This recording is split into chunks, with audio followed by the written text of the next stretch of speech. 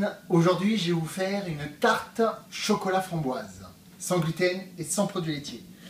Pour ça, il vous faut de la farine d'amarante, 150 grammes à peu près. Il vous faut de la pâte ou de la purée de noisettes ou d'amandes, comme vous voulez. Alors, voilà, moi j'en mets à peu près 3 cuillères à soupe.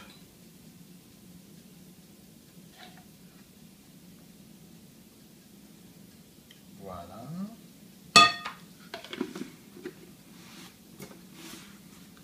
Une pointe de sucralose, et n'oubliez pas, le mien c'est du pur. Donc c'est pas le même sucralose qu'en grande surface, donc il faut en mettre très peu. Et vous commencez à remuer. Tout doucement. Voilà, vous commencez. Voilà, avec le dos de la cuillère, vous voyez, j'écrase.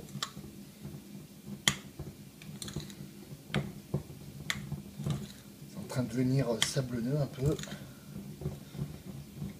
Voilà, continuez à bien écraser comme ça. Je vais rajouter un tout petit peu de lait de soja ou de lait d'amande, comme vous voulez. Alors, là, je vais en mettre pareil 3 cuillères à soupe. Voilà. Vous remuez.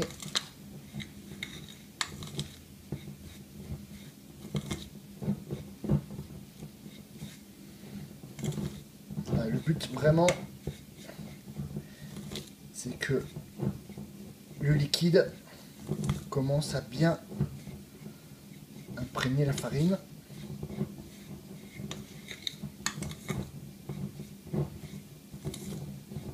Il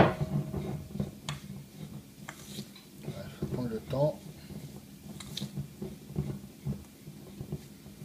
Voilà, vous pouvez rajouter, je vais encore ajouter un petit peu de lait de soja, juste hop, voilà.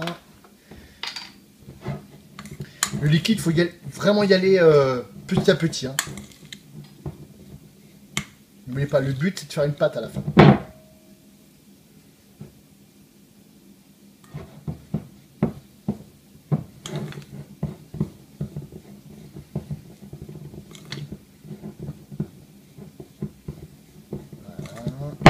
Encore un petit peu.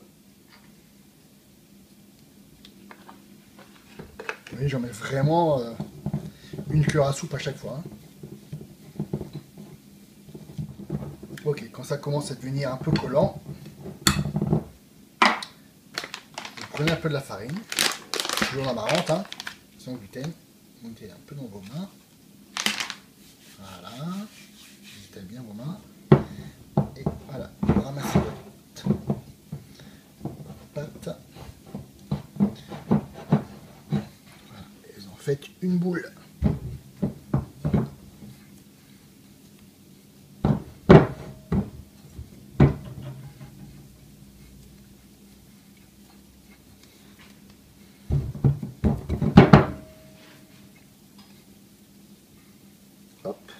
Et voilà, vous avez fait votre petite pâte à tarte à la farine d'amarante.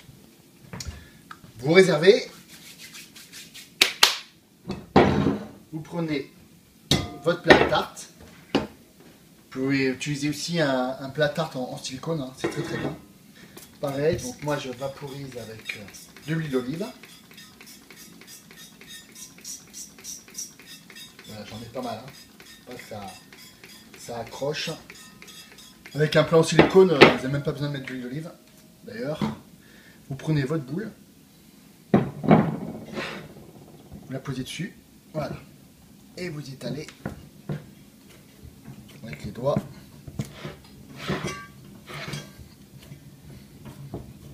C'est la partie la plus délicate.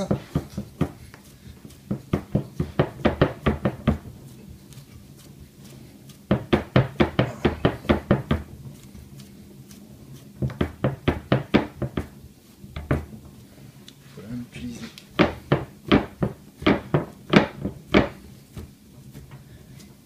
Hop, vous pouvez faire ça avec un verre. Hein. Moi j'ai pris ce que j'avais sous la main. Le but, c'est que la pâte soit homogène au niveau de l'épaisseur pour que la cuisson soit uniforme. Donc voilà. Donc avec les doigts, on fignole. On fait un petit rebord sur le côté. Parce qu'il y a la sauce chocolat qu'on met par-dessus. Donc voilà. Un petit rebord. Et voilà. On passe à la suite. On va passer maintenant à la cuisson de la tarte. D'accord ? À blanc. Alors moi, je mets des pois chiches dessus pour pas que ça lève. Bon, comme c'est une farine sans gluten, normalement ça ne doit pas lever. Mais par précaution, je mets des pois chiches ou des haricots, peu importe. Hein. Voilà, vous étalez bien. Et on met au four pendant 10 minutes à peu près, à 180 degrés chaleur tournante.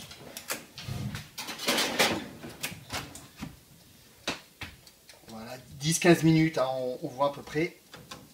Voilà, et on se retrouve tout de suite après. On passe à la sauce, au nappage chocolat qui va garnir en fait le dessus de la tarte. Alors pour ça, il vous faut 300 grammes ou millilitres de lait de soja, lait d'amande. Voilà.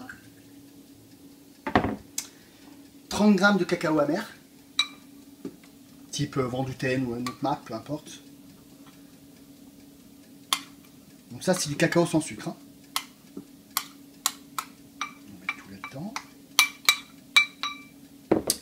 30 grammes d'arorote. Alors, l'arorote, c'est un peu comme la maïzena. C'est ce qui va épaissir en fait votre crème au chocolat. Donc, si vous n'avez pas d'arorote, vous pouvez toujours utiliser de la maïzena. Mais moi, c'est vrai que j'ai une petite préférence quand même pour l'arorote. Voilà. Une pointe de sucralose pour sucrer tout ça. Parce que n'oubliez pas, c'est du cacao amer, donc au niveau du goût, c'est assez fort. Hop. On ferme. On passe au mixeur.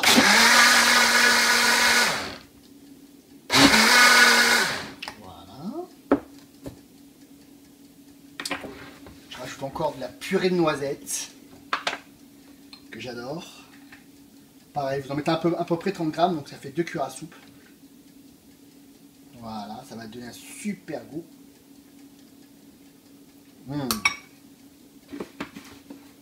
Ça, c'est meilleur que le Nutella. Voilà. On remixe. Super simple. Hein. Voilà. Vous versez tout ça dans une casserole. Hop. Vous allumez le feu. Par contre, il va falloir remuer constamment. Donc, il ne faut jamais arrêter de remuer.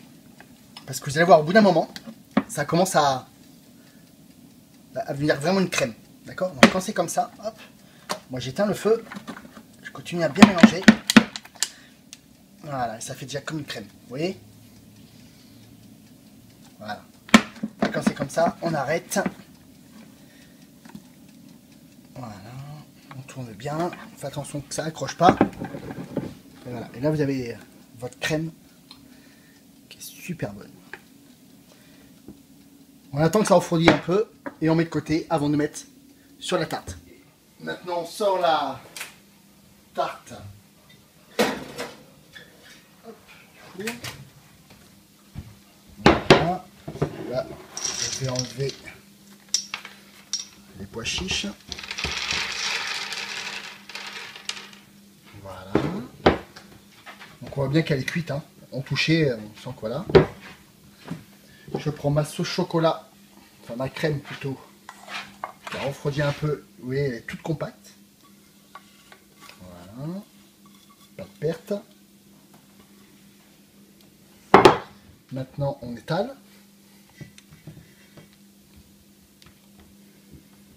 Bon, normalement, il faut attendre quand même que la tarte refroidisse un peu avant de mettre la crème, mais bon, ça ne devrait pas poser trop de problèmes. Donc, on essaye d'étaler le mieux qu'on peut. Ok, une fois que c'est bien homogène de toutes parts, on prend les framboises encore surgelées. Alors, si vous avez des framboises fraîches, c'est différent. Mais si elles sont surgelées, vous les prenez congelées. D'accord? Ne les sortez pas à l'avance, parce qu'après, pour les attraper, vous allez les écraser dans les doigts. Comme ça, c'est plus pratique. Voilà, vous commencez par le centre. d'accord? Et vous étalez tout autour, en étoile, et ainsi de suite. Ok, cool. Donc voilà, j'ai quasiment fini de mettre des trous partout. Avec votre main à plat, vous appuyez un tout petit peu, comme ça, ça adhère un peu à la crème au chocolat. Voilà. Vous voyez, de toute façon, les framboises, elles fondent, enfin fondent, elles décongèlent quasiment aussitôt. Hein. Au bout de 2-3 minutes, c'est déjà décongelé. Donc voilà. Moi, pour la déco, j'aime bien mettre un peu de noix de coco râpée. Voilà, saupoudrer un petit peu.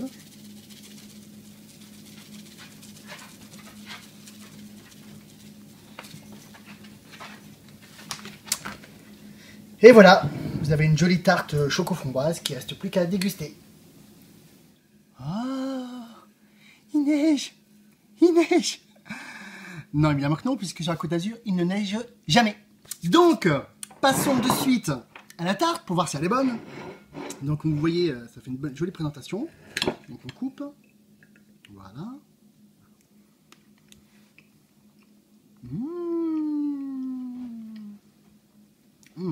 Bon.